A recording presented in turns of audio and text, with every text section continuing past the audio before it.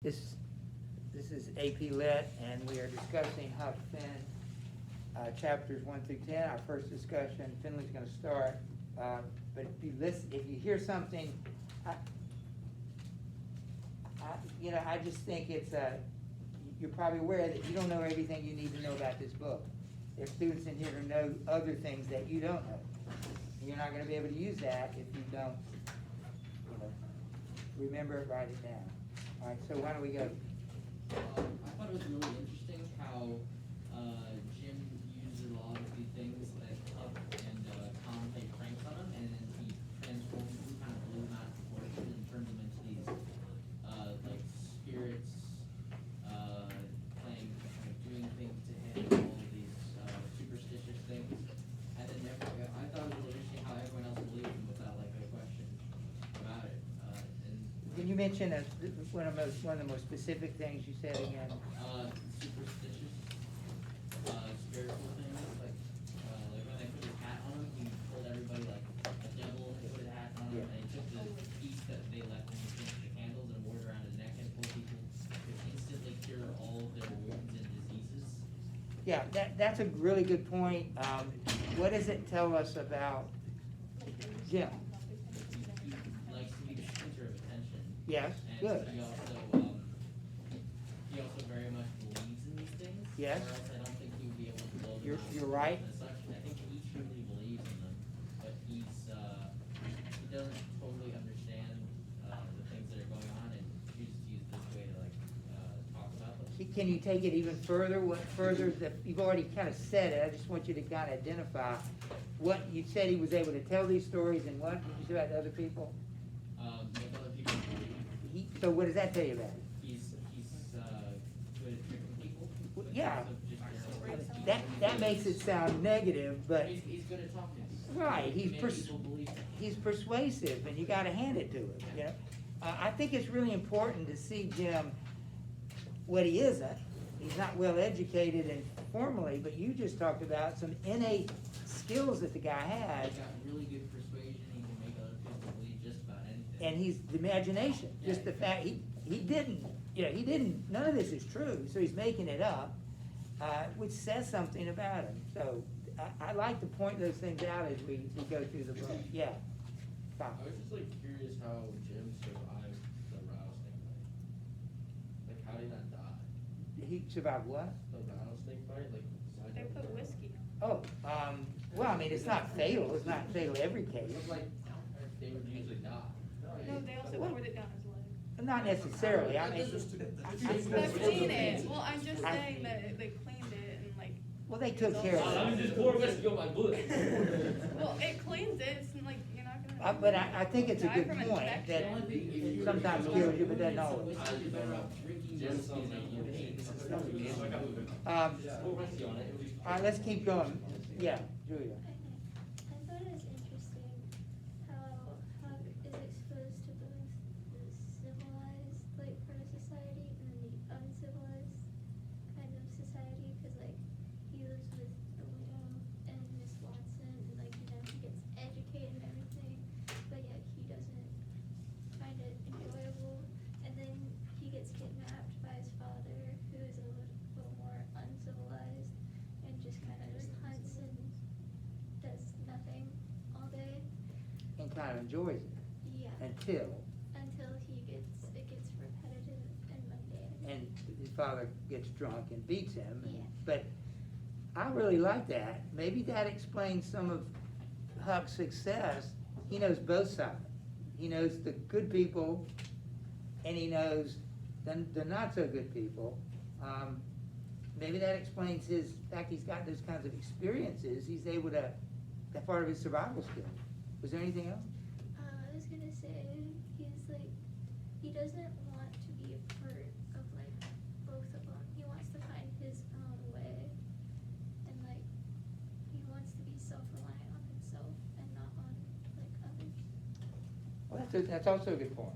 He's definitely he's not so much a loner, but he is an individual. He's not a conform. He's a non-conformer. I never thought of it that way. Never thought of looking in that way. That's true. Yeah. I find it interesting how Pat doesn't want Huck to be better than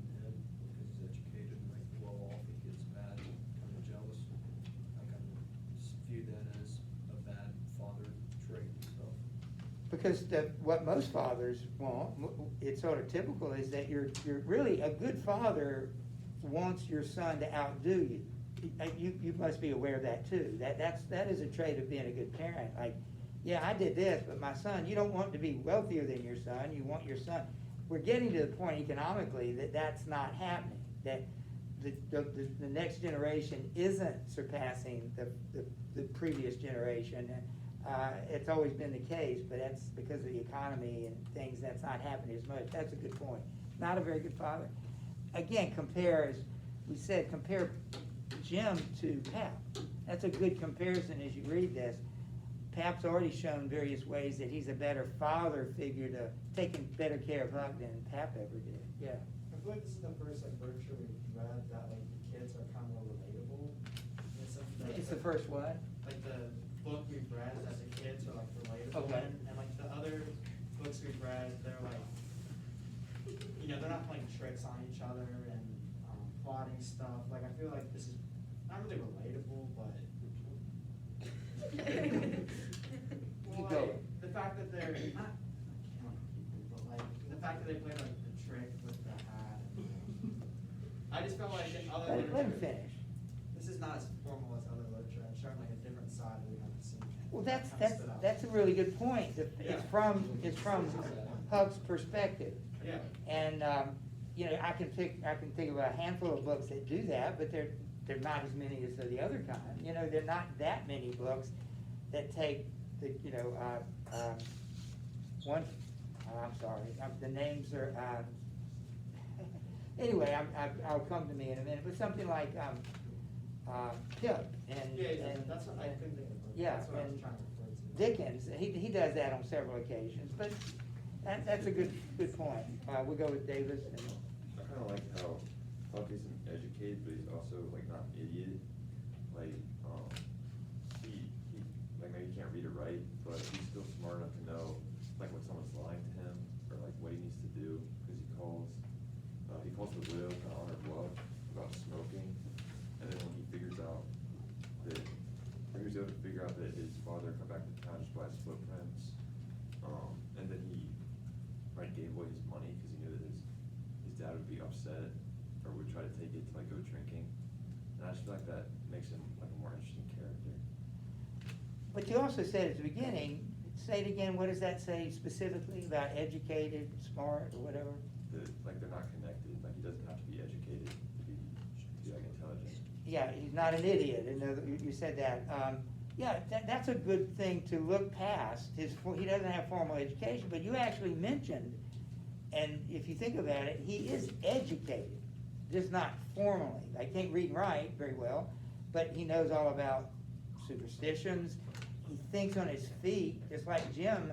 He can lie looking straight in your eye, and that's not a virtue, but the fact that he can think on his feet is something I think a lot of us are not good at. And so you're right, he's smart, he's not formally educated, but he does have a kind of an education. I like that, yeah. I think there's kind of a theme of idealistic and realism between Huck and Tom, because like when Tom is planning to like rob people and everything, that's more like ideal, like how they're gonna grow and become wealthy and everything. But Huck, when he was like kind of faking his death, that kind of sets him apart and creating it more realistic. And I think Huck realized that because he like mentioned that he wished that like Tom was there to add his part to it, more of the like fancy details, I guess.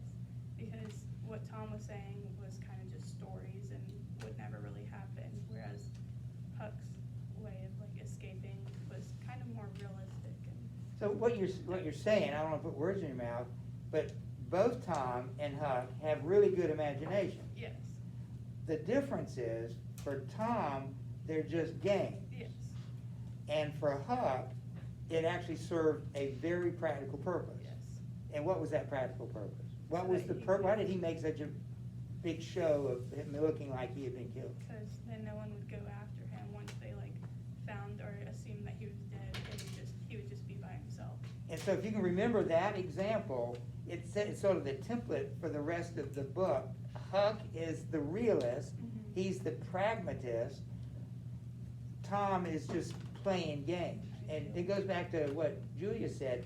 Tom grew up in an, you know, he's always had a roof over his head. He's always had meals. He doesn't have to fend for himself. So he can afford to play games. Huck has never had those things. He can't afford to play games. You know, life is too serious. But he uses the same thing. He uses the imagination for different purposes. That's good, yeah.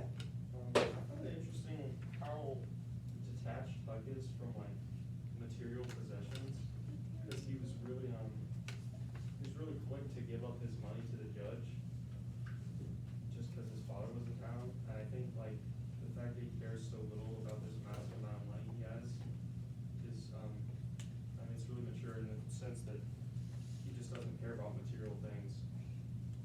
It reminds me, and that's a really good point, it reminds me of what Thoreau said. You can be wealthy by getting everything you want, or you can want very little.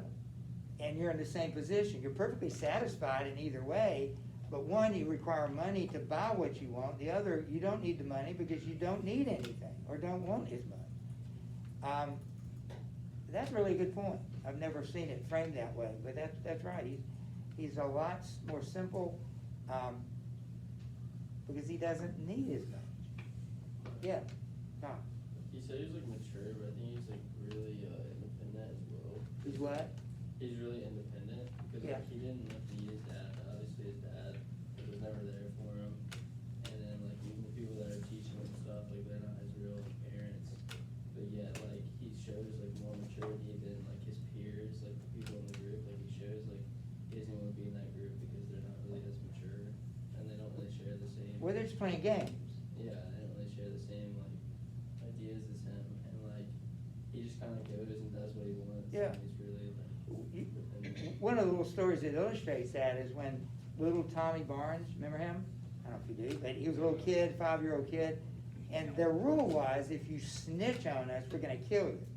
So he told the whole gang, I'm going home and tell my parents about this. Tom gave And- him 5 cents. Yeah, so Tom bribes him with 5 cents, but it's humorous. But what is Huck? Why is Huck disappointed in that? Because he like kind of gave that away. Like he wasn't really holding his standards. Right, I mean, but he's not thinking it through. Is Huck the kind of guy that wants to see 5-year-olds killed? No, but yet in this context, well, the rule was you're gonna die and you didn't follow through. What's important there, it's funny because it's absurd, but it's also, it shows the importance to Huck of being a man of your word, even though nobody would do that.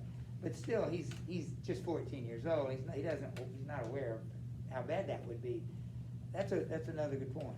I was gonna say that I don't really see Huck as mature like spiritually, because he was just kind of like, oh, if Miss Watson's going this way, then I don't want to go that way. I would rather go the other way, and I don't want to do the things that she's telling me to do. And I prayed, and it got me like halfway through. It didn't take me all the way to the finish line. So he's very immature in the fact that like his spiritual life is weak. Yeah, we said he's smart, but he's not formally educated. He doesn't want to go to heaven because what? Miss Watson's going to heaven.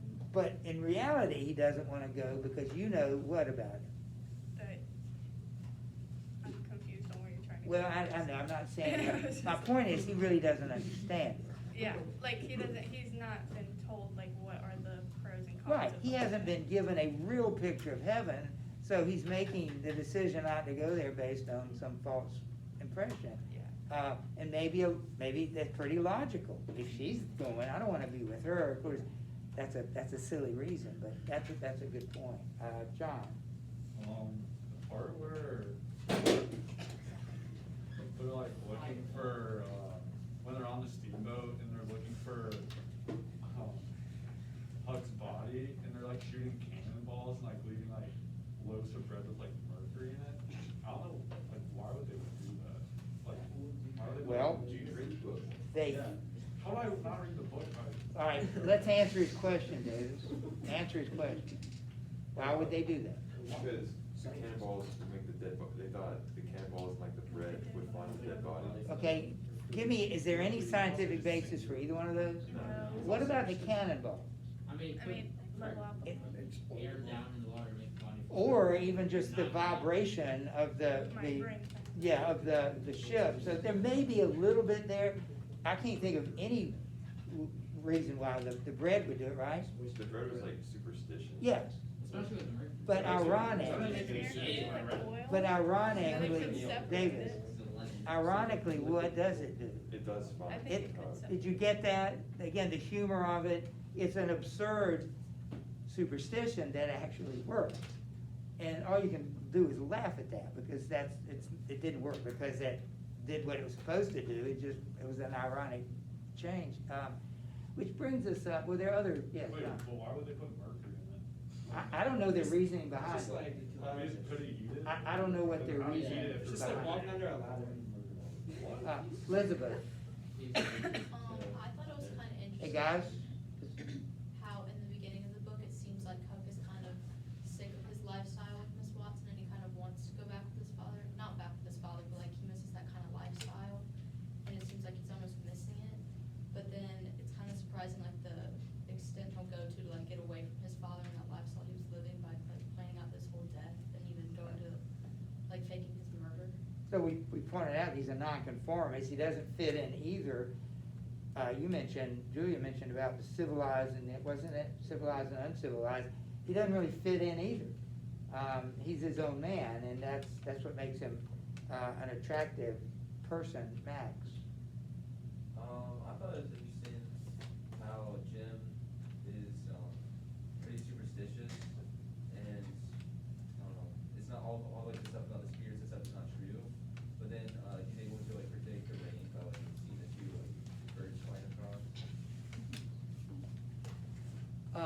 So what are you saying about that superstition? It's almost like there's almost a slight bit of truth to it. in a Well, way. tell me what would be that slight, maybe it's more than slight. What was he observing that told him there was going to be rain? Every or time something? it- What? Every time it rains, he sees birds like fly away. Is that superstition? No, it's No. just kind of learning. It's to- actually practical science, isn't it? Max, isn't it actual science? Yeah. He's made observations, he's seen results, he's making a conclusion that and we know that's actually true. Which brings up what Finley started at the beginning. It adds to our maybe appreciation of Jim. He can be a con man. He's certainly got a great imagination. But is all superstition really superstition? One more question, and do we get everybody? I think, Todd, if you wanna jump in there, but, my point here is, Maybe talk What about why the- is he a fool? what does Huck do? What does Huck do when, what does Huck do when he's faced with he learns certain things, like about Moses, about prayer, about magic lamps? Those three come to mind. Seem like there's a fourth thing, but what does he do when one of them is Watson, Britta Douglas, tells him about prayer? What does he do with it? What does he do when he hears about prayer? Finds it inconvenient. You got stuff. What does he do?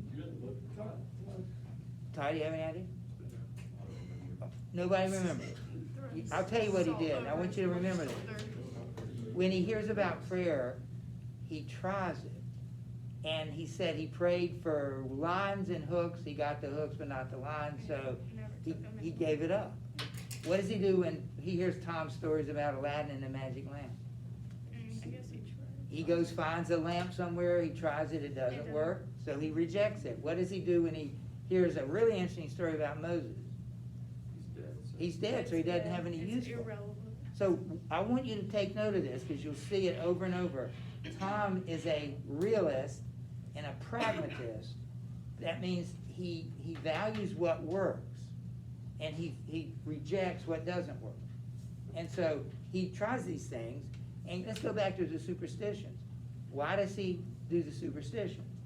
Because most of them are nonsense, but not all of them are. So why does he do them? Because they must work for him.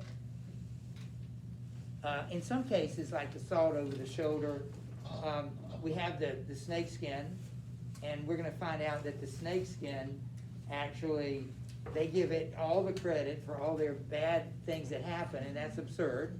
We know that's not happening. Well, it did happen. But what Huck will usually do, if it doesn't work, he rejects it. And I'm just saying, that's what a pragmatist does. Tom is not so, Tom is a romantic. And I want you to remember that distinction. Tom is just like, and by the way, where does Tom get his ideas? From books.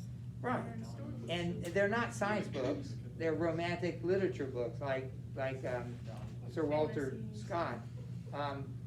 But they're just games for him. One last question, well, I may have two.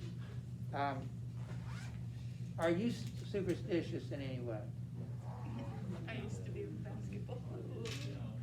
Do you know Actually, anybody? I actually am. Yeah. Davis, tell me about it. Oh, well, my brother, he always has to like check everything before he goes out, or else he thinks like the house is gonna burn down or something. That's not superstitious. I mean, it kinda is, When I see a black cat, I just like.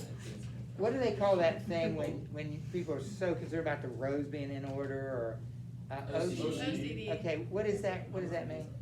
Obsessive compulsive All right, so there is actually a disorder if you take that too far. But like Finley said, if you never check those things, that would Never be. check those things, is a high likelihood something's gonna happen to your house. But you're saying that it's an obsession. So you see Like, how never some, check your doors, you might come back, and whoops, your TV's gone, I suddenly have enough. well, you see how things that are generally good can be overdone, and that's. Any of you have any particular superstitions, like athletes? I've heard athlete. What is yours? Oh, before like I want to hear this. before like a last dive, usually I have like my little sister with me or one of the little kids out there with me, and we have like this handshake that we practice at practice, so that like we take something that we've been doing at practice and we bring I can't hear while y'all are having your own thing going on. I think it'd be nice and respectful to listen to it. Okay, so so I take one of the little kids that we usually have on our team. Usually they're there to support, and we practice like a little handshake that we do at practice. So we bring it to the meet and do it too. So it's like bringing something from practice to the meet, so that hopefully it like goes well. Are you saying that's mere superstition, or is there something practical behind it? Well, it just gets you like in the mindset of like you can treat a meet like practice as long as you practice. Well, it sounds to me then that it's not really superstition at all. Well, I mean, people say it is. But you Because just I said have it, to- I it do actually it has a once. practical purpose, and that's what Well, I'm. sometimes it doesn't always go well, so. If you chew gum when you study, you'll remember more if you chew gum during the test. That's a sign. It's not superstition. It's not superstition, it's just. Same thing. That's huge. All right. Water is like drinking Powerade It's before not you get a the test. water. Or you just, or you want to send your. Well, let me finish with this. Well, I'd like you to write this down. Your notes, I'll wait till you get it out. I know it, I don't need to say it, just for myself. So I want you to write down, one of the things I want you to be looking for is the relationship of Huck to Jim. And we've already seen that Huck was willing to play, at the beginning, a trick on Jim, at least Tom wanted to. Huck didn't want him to tie him to the tree, but they did play this trick that Finley was talking about the hat, and he came with this elaborate thing. That was pretty harmless. But then another trick he plays on him was the snake skin. How does he react? Not the snake skin. Well, it was a dead snake, and then Jim gets bitten by the snake. But what was the difference? What did Huck? How did Huck feel about that whole thing? Didn't we read that part? I'm pretty sure we did. He got bitten, right? He said, yeah. You remember how he responded? Oh, like that's because you touched. He felt bad about it. Good afternoon, teachers and students. Please forgive the interruption. We wanted to remind the students that tomorrow is Club Picture Day. Dialectic students, you do not need to wear your official uniforms for the pictures. Rhetoric students, you do need to wear your official uniforms for the pictures. So keep that in mind when you're getting ready to come tomorrow, and have a great afternoon. All right, let me tell you what we're gonna do. For Tuesday, you have a assignment for Wednesday. You have a sonnet for Wednesday, that's the sonnet, which I need a rough draft for.